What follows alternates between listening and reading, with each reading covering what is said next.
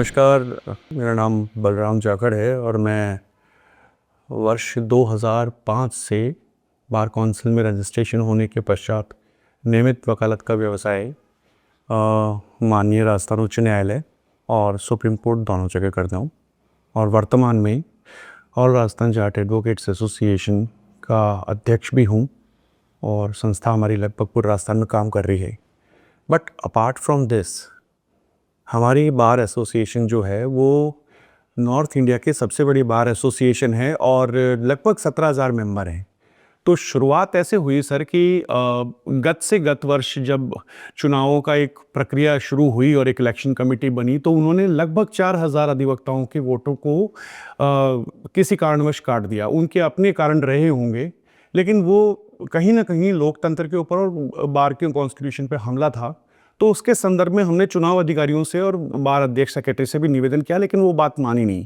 तो अल्टीमेटली जाना माननीय राजस्थान उच्च न्यायालय की शरण में पड़ा और लंबी लड़ाई लड़ने के बाद में 24 अगस्त 2023 को माननीय मुख्य न्यायाधिपति श्री मसीह साहब और ऑनरेबल समीर जैन साहब की डीबी का बहुत ही शानदार, ऐतिहासिक और ज़बरदस्त निर्णय उन्होंने पारित किया, जिसमें पूरे राजस्थान की सभी बार एसोसिएशंस में लगभग 1.5 लाख से अधिक अधिवक्ताओं को वन बार वन वोट के तहत चुनाव कराने के निर्देश जारी किए गए। और उसका परिणाम ये हुआ कि पूरे राजस्थान में जो चुनाव उस वक्त होने वाले थे, उस रिट के आदेश की क्रियान्विति में उन सबको रोक दिया गया। पूरे राजस्थान के चुनावों को रद्द कर दिया गया और बतौर परिवादी मैंने भी इसका जिक्र आपके एवं अन्य समाचार माध्यमों से अधिवक्ताओं को और न्यायालय को भी धन्यवाद ज्ञापित करके किया। उसके बाद में जब चुनाव हुए तो एक डेडलाइन फिक्स कर दी गई, डेट फिक्स कर दी गई कि प्रत्येक दिसंबर माह के द्वितीय शुक्रवार को ये चुनाव निष्पादित किए जाएंगे। और इसी के संबंध में हमारी जो शीर्ष संस्था है बार काउंसिल ऑफ राजस्थान, उसने उस दिवस को अधिवक्ता मताधिकार दिवस के रूप में घोषित किया और तत्कालीन चेयरमैन और उस समय की बार काउंसिल का मैंने हृदय से आभार भी व्यक्त किया। देखिए, प्रारंभ जो है वो निश्चित रूप से जिसको हम मदर बार कहते हैं, द बार एसोसिएशन जयपुर, वहाँ से उसकी क्रियान्विति प्रारंभ हुई थी। तत्कालीन अध्यक्ष महासचिव ने एक चुनाव ट्रिब्यूनल की घोषणा करी, जिसके अंदर 3 चुनाव अधिकारी बनाए गए। उन तीनों चुनाव अधिकारियों ने न्यायालय के अंदर 4,000 से अधिक अधिवक्ताओं के वोटों के जो राइट था उसको लोकतांत्रिक प्रक्रिया न अपनाते हुए काटा गया। तो उसके एवज में हमने काफ़ी अधिवक्ताओं ने उस ट्रिब्यूनल को एप्लीकेशन दी और उस एप्लीकेशन को उन्होंने उसके ऊपर कोई निर्णय नहीं लिया और हमारे को वोटिंग राइट नहीं दिया। तो जाहिर सी बात है कि एक मतलब लोगों में रोष था और वकील तो आप जानती हैं वैसे भी जागरूक कम्युनिटी है, तो एक किसी का वोटिंग राइट ही कर्टेल कर दोगे तो ये तो सबसे बड़ा इलीगलिटी है, एक तरह से अनकॉन्स्टिट्यूशनल है। तो इसलिए मैंने हमारे ही अधिवक्ता साथी हैं नरेंद्र सिंह जी और गुंजन कुमावत जी और एक हमारे साथी हैं बंसीधर शर्मा जी, इन तीनों से चर्चा करी और हम चारों ने मिलकर के तय किया कि हमें हमारे अधिकारों की सुरक्षा के लिए माननीय राजस्थान उच्च न्यायालय के समक्ष एक सिविल रिट में जाना चाहिए, क्योंकि ग्रामीण परिवेश से लेकर के और ऊपर तक जो भी है, कहीं भी कोई विवाद होता है तो हम लोग क्या कहते हैं कि I will see you in the court. तो न्यायालय से उचित माध्यम अपने अधिकारों की सुरक्षा के लिए नहीं हो सकता, इसलिए हम चारों एकत्रित होकर माननीय राजस्थान उच्च न्यायालय के अंदर सर्वप्रथम हमने सिंगल बेंच के अंदर ये रिट फाइल करी। लेकिन चूंकि इसी से कंसर्निंग एक रिट ऑलरेडी माननीय राजस्थान उच्च न्यायालय जोधपुर बेंच के द्वारा निर्णित कर दी गई थी, तो ये मामला जो है ये डीबी का था, तो इसलिए जो सिंगल बेंच है उसने इस मैटर को डीबी में रेफर कर दिया गया।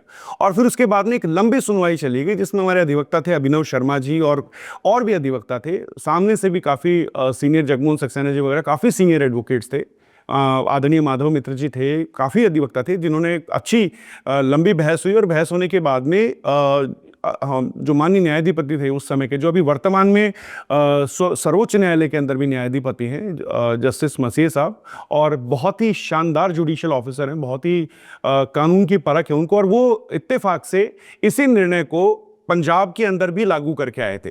तो हमने यही निवेदन किया कि सर जब आपने पंजाब में इस निर्णय को लागू कर दिया तो राजस्थान के वकीलों को भी लाभ मिलना चाहिए।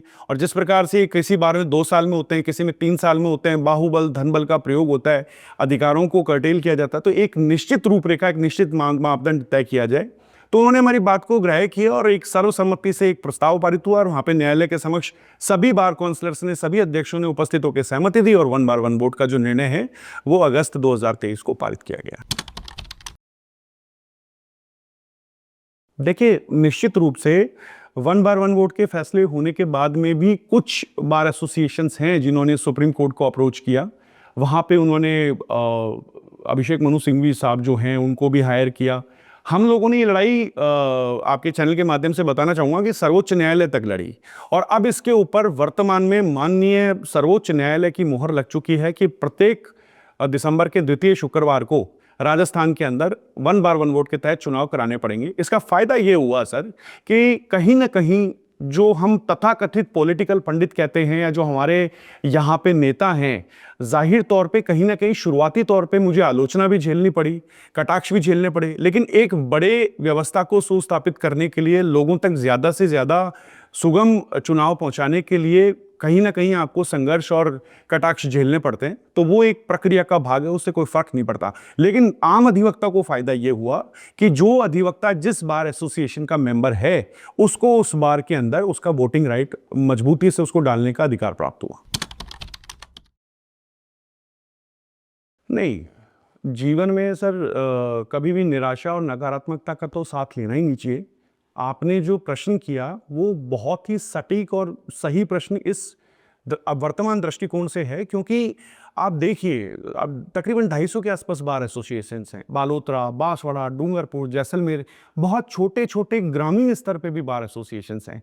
तो अगर वहाँ पे 15 वकीलों की, 20 वकीलों की, 50 वकीलों की भी बार है और उस बार के अंदर भी यदि चुनाव संपादित होते हैं तो उस बार का और वहाँ के बार और बेंच के संबंध एक व्यक्ति के माध्यम से, जिसको हम पदाधिकारी कहते हैं, मजबूत होते हैं। निश्चित रूप से उससे आम जनता को भी फायदा होता है, उनके क्लाइंट्स को फायदा होता है। जो गरीब पिछड़ा कोई परेशान मजदूर व्यक्ति है जो छोटी बार एसोसिएशन में अपने वकील को हायर करके लड़ाई लड़ता है, तो उसको निश्चित रूप से जब वहाँ बार मजबूत होगी तो वकील मजबूत होगा, वकील मजबूत होगा तो जुडिशरी मजबूत होगी, तो उन बार और बेंच के संबंध अच्छे रहेंगे तो वहाँ के लोगों को सुगम न्याय मिलेगा।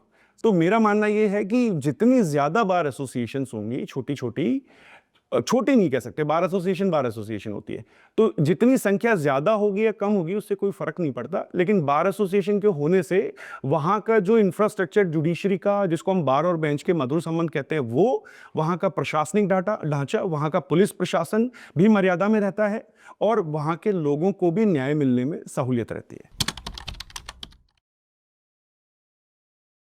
देखिए, छवि थोड़ी सी ऐसी है कि मैं सत्य बात कहे बिना रह नहीं सकता। अब आप उसको कई लोग कंट्रोवर्शियल भी मान लेते हैं, लेकिन मेरा मानना ये है कि जो नया वोटर वर्तमान में अभी आ रहा है, कहीं ना कहीं हम 25 बार काउंसलर चुनने जा रहे हैं और 220 अध्यक्ष, महासचिव और कार्यकारिणी चुनने जा रहे हैं। हम अधिवक्ता होकर के उनसे नहीं पूछ पा रहे हैं तो हम ग्रामीण सरपंचों को और पंचायतों के चुनाव में किसी को क्या राय देंगे? हमें उनसे ये तो पूछना पड़ेगा कि आप अध्यक्ष, महासचिव बन रहे हो, आप करोगे क्या हमारे लिए? या सिर्फ आप एक व्यवस्था के तहत आप एक पद पे आना चाहते हो और जिस प्रकार से पूर्व के जो लोग हैं उन्होंने इस पद का सदुपयोग किया है, उस हिसाब से यदि आप भी करना चाहते हो तो वो एक आपकी मंशा अलग हो सकती है।